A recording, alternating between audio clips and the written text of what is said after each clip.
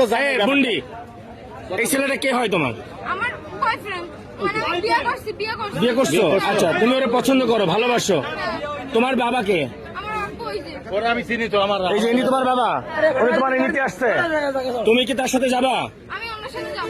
এখন তো তুমি তো প্রাপ্তবয়স্ক হও নাই। একটু দাঁড়াও, একটু ধৈর্য ধরো। আমি প্রাপ্তবয়স্ক হই না, আমার বিয়ে দেবে কেন? তো আপনি কি আপনার মেয়ে বিয়ে দিচ্ছেন? আমি বিয়ে দেওয়ার জন্য আমি ছেলেও আছে, বিয়ে না বসবে থাকবে আমার বাড়ি থাকবে।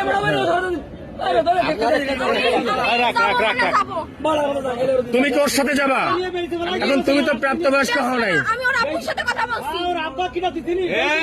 ও নাম্বার আমি তুমি ওর কপালে সিঁদুর দেওয়া আছে।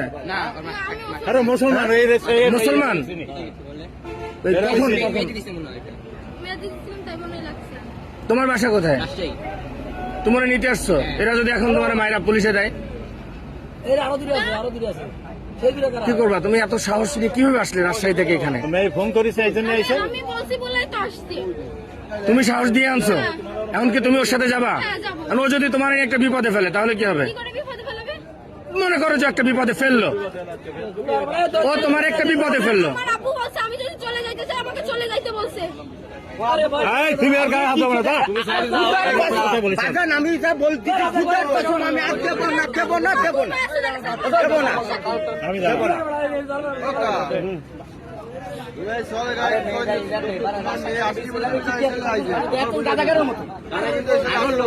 আরো লোক আছে, একটা গুরু আছে, সামনে একটা হিন্দু মেয়ে, এর গুরু আছে। আমি আপনাদের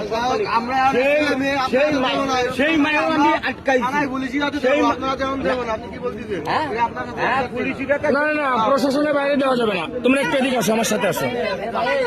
তোমরা একটু এদিকে আসো, এদিকে আসো। হ্যাঁ ভাই, এটা আমার একটু এদিকে আসো আমার সাথে।